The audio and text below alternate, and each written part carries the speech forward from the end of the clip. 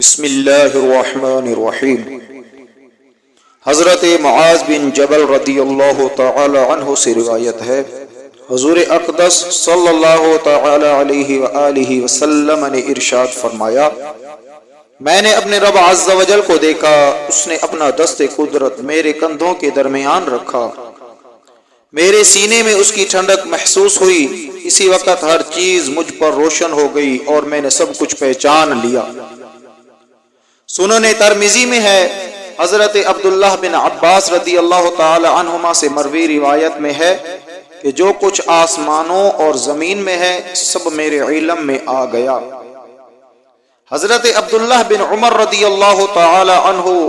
سے روایت ہے، تاجدار رسالت صلی اللہ تعالی علیہ وسلم نے ارشاد فرمایا، بے شک میرے سامنے اللہ عز و جل نے دنیا اٹھا لی ہے اور میں اسے اور جو کچھ اس میں قیامت تک ہونے والا ہے سب کچھ ایسے دیکھ رہا ہوں جیسے اپنی ہتھیلی کو دیکھ رہا ہوں۔ اس روشنی کے سبب جو اللہ تعالی نے اپنے نبی کے لیے روشن فرمائی، جیسے محمد صلی اللہ تعالی علیہ وسلم سے پہلے انبیاء علیہم السلام کے لیے روشن کی تھی۔ حضرت حذیفہ بن اسید رضی اللہ تعالی عنہ سے روایت ہے، حضور سید المرسلین صلی اللہ علیہ وسلم نے ارشاد فرمایا، گزشتہ رات مجھ پر میری امت اس حجرے کے پاس میرے سامنے پیش کی گئی، بے شک میں ان کے ہر شخص کو اس سے زیادہ پہچانتا ہوں جیسا تم میں کوئی اپنے ساتھی کو پہچانتا ہے۔ حضرت عمر فاروق رضی اللہ تعالی عنہ فرماتے ہیں، ایک مرتبہ رسول اکرم صلی اللہ تعالی علیہ وسلم ہم لوگوں میں کھڑے تھے تو آپ صلی اللہ تعالی علیہ وسلم نے ہمیں مخلوق کی پیدائش سے بتانا شروع کیا، حتیٰ کہ جنتی اپنے منازل پر جنت میں داخل ہو گئے اور جہنمی اپنے ٹھکانے پر جہنم میں پہنچ گئے۔ جس نے اس بیان کو یاد رکھا اس نے یاد رکھا، جو بھول گیا سو بھول گیا۔ مسلم شریف میں حضرت عمر بن اخطب انصاری رضی اللہ تعالی عنہ سے روایت ہے، ایک دن حضور اقدس صلی اللہ تعالی علیہ وآلہ وسلم نے نماز فجر سے غروب آفتاب تک خطبہ ارشاد فرمایا، بیچ میں نماز ظہر اور عصر کی نمازوں کے علاوہ کچھ کام نہ کیا، اس میں وہ سب کچھ ہم سے بیان فرما دیا جو کچھ قیامت تک ہونے والا تھا، اور ہم میں زیادہ علم والا وہ ہے جس سے زیادہ یاد رہا۔ حضرت انس رضی اللہ تعالیٰ عنہ فرماتے ہیں کہ تاجدار رسالت مآب صلی اللہ تعالی علیہ وآلہ وسلم احد پہاڑ پر تشریف لے گئے اور آپ صلی اللہ تعالی علیہ وآلہ وسلم کے ساتھ ابو بکر و عمر و عثمان رضی اللہ تعالی عنہم بھی تھے۔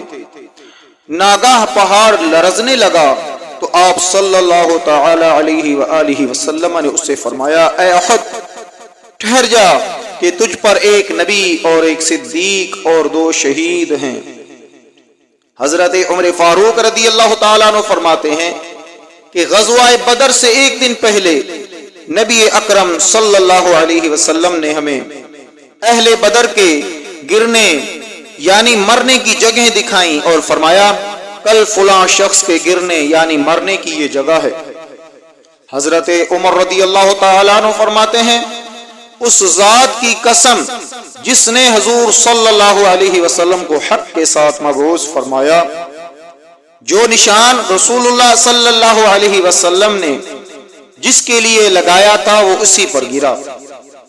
حضرت عبداللہ بن عباس رضی اللہ تعالی عنہما فرماتے ہیں کہ سرکار رسالت مآب صلی اللہ علیہ وسلم 2 ایسی قبروں کے پاس سے گزرے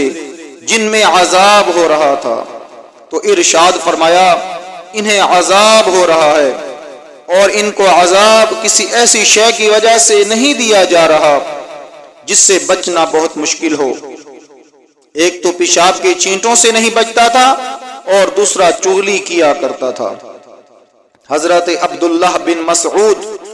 رضی اللہ تعالی عنہ فرماتے ہیں، صلح حدیبیہ سے واپسی پر ایک جگہ حضور اقدس صلی اللہ تعالی علیہ وآلہ وسلم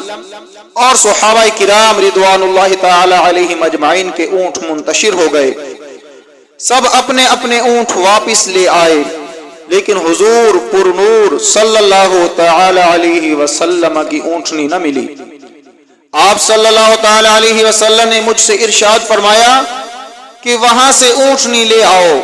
تو میں نے اونٹنی کو اسی حال میں پکڑ لیا جیسا مجھ سے سرور کائنات صلی اللہ تعالی علیہ وسلم نے ارشاد فرمایا تھا۔